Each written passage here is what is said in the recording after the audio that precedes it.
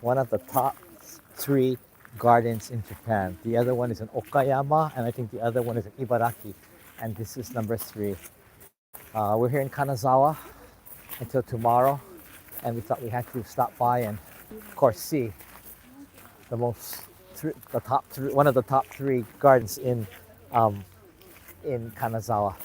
It's beautiful. It's a little bit rainy today, but you can see around me, it's all green and lush, and you get this atmosphere of course, just the beauty of Japanese gardening. I had gone to the one in Portland last spring, and it was beautiful, but not to the scale of like this. This is, of course, one to see. Some of you want to visit all three. They're in three parts of the country, but Japan does everything in threes, right?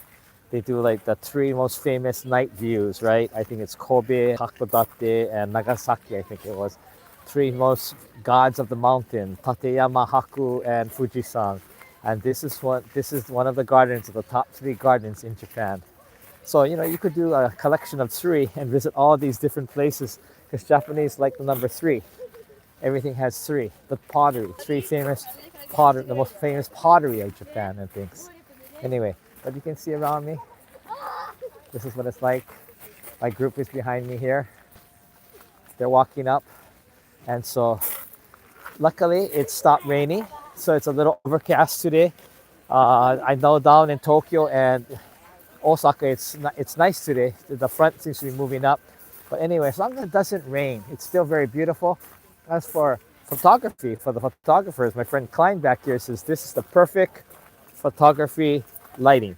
So happy for him. Me, I like bright and sunny, but if he's the photographer, so he knows. But this is just to give you an idea of what it's like here.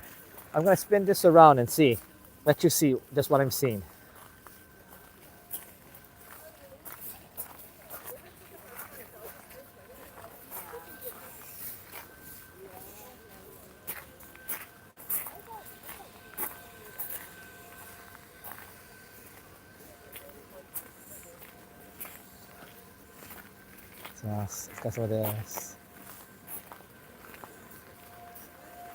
Can you imagine the maintenance and the cleanup and the work? Even their blowers are not so loud like the kind we get in Hawaii or in Japan when it blasts you out, right?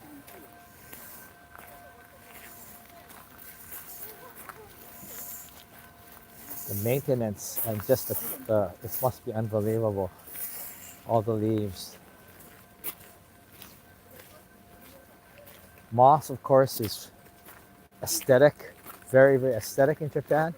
I don't know how many of you have been to the moss garden or the moss temple in Kyoto. It used to be free there, but foreigners were apparently stepping or where they weren't supposed to. It ruined a lot of the moss, and so they closed it for a while, and then they reopened it, and then they started charging. I think now it's like 3,500 yen to go see moss. All hundreds of different varieties and types of moss at the moss temple. I haven't been there in about 30 or 40 years, so I don't know what it's like now. But again, moss is really part of what makes Japanese gardens so beautiful, like a soft green carpet.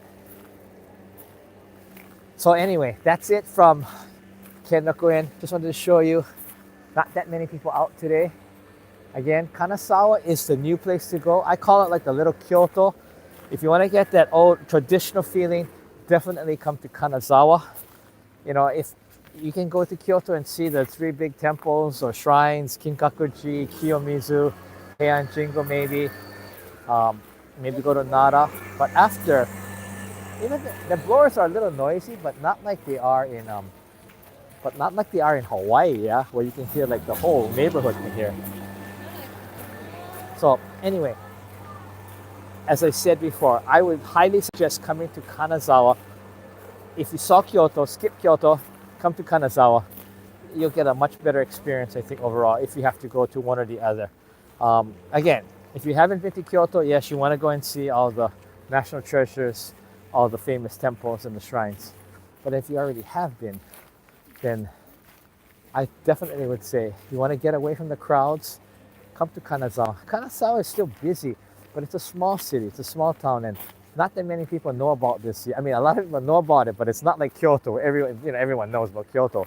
So definitely, I would put Kanazawa on your itinerary if you want to get away from so many people, as well as you still want to have that feeling. I call it like little Kyoto, Kanazawa, like little Kyoto. So again, it's up to you, but I would highly suggest the little shops, the little shopping areas. They do the tea and they do all the sake and all, just like Kyoto does. But I think they do it better here because it's smaller, and I have to say Kanazawa does the tourist marketing much better. Um, when I lived in Toyama, which is the next door prefecture, back 35 years ago, 40 years ago actually. And when I did that, um, I came to visit Kanazawa, and it was just a small city. They had a few tourists, but nothing like it is today. So the Kanazawa Tourist Agency or Bureau or organization, they were really smart on how to brand and market Kanazawa. With the architecture, they got a lot of the same things, the soft cream, but now theirs is the gold-plated soft cream. You can buy the soft cream with the gold plated, like, and you can eat the gold plates. That's what Kanazawa is known for. And then of course they do the sake, they do the tea, and everything that like other places do also. But I think they have a very nice and interesting way of marketing Kanazawa. So kudos to Kanazawa Tourism. They get it. Now, they have a good bus system. I don't think they have a subway system. Bus system is pretty good, but we were confused today because they have this new QR code system that you got to get your ticket. And what we had a problem with that is that 3 of us bought the ticket on one QR code, but they don't tell you that you cannot separate. You have to ride together, which I guess is a very Japanese way of thinking. So like I need to go to the station to buy the Shinkansen tickets tomorrow, and the group will continue on to Nishichaya or Higashichaya shopping area. But we can't do that with the same, because only the person with the original QR code. I was screenshot the QR code by my sister Susan. I went on the bus first and it wouldn't take. And then the bus driver said, you can't use any screenshot. It has to be the original, which means that if you buy a bus pass for the day for more than one person, whoever is on that ticket, they have to be together. And when they get on the bus, they check in, and when they leave, they also have to scan out.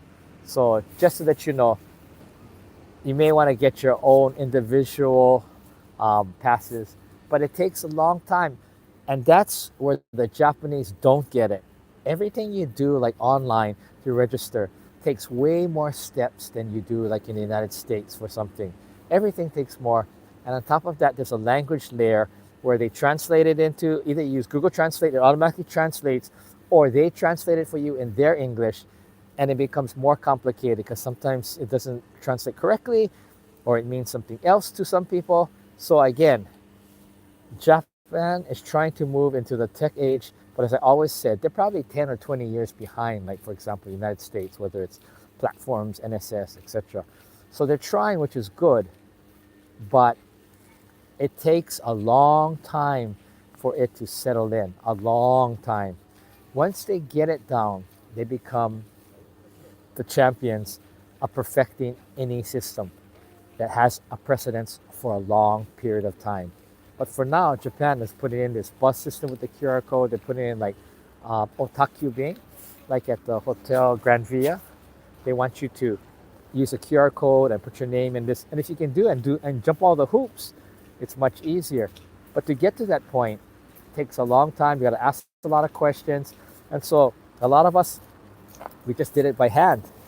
Oh, but then you hand that in, and that, I think that took 7 pieces of luggage total. Took 1 hour. That's way too long for a bell desk to process takyubing.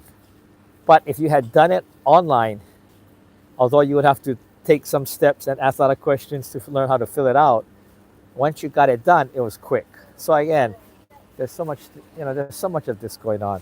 So anyway, that's the downfall or the weak point of Japan, is that the good side is they're trying to be more technological savvy. And again, I would say they're 10, 20 years behind. A lot of people might disagree with me, but I believe that in all like systems, buying tickets, setting up, they're 10 to 20 years behind. Once they get it, they will become the champions of it. Like they will have refined it and honed it and have it to a science. But until that happens, it could take years, then it's always a process. People don't speak English well enough to explain how to do it. There's so many steps. As I always say, Japan tends to trip themselves. They trip themselves. It's not somebody tripping them. They trip over their own self because of the systems they've made are too complicated and too mendokusai, troublesome. And they ask the same question over and over, and they need information that's probably not important, but they have it in there. That's their weakness. And so, yes, that's my critical or critique of the Japanese systems. Anyway, we had that problem with the bus.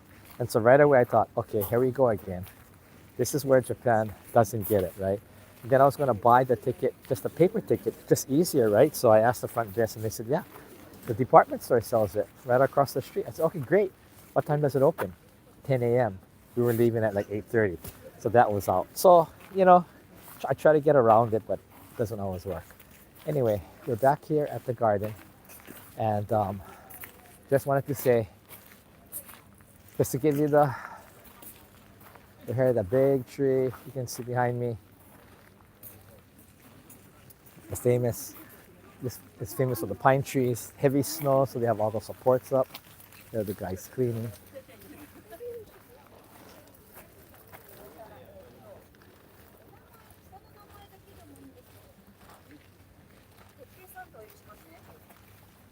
I'm not sure what she's cleaning, but wow. Anyway, I'm almost there at the Kennoku-en. The group is behind me here.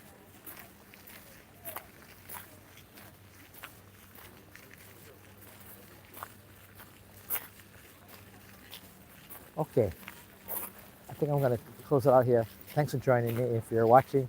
And I hope to edit this and maybe release it as a shorts video or maybe a long-term video again. And this is Mike signing off from Kanazawa, from Kennoku-en in Kanazawa. Signing off.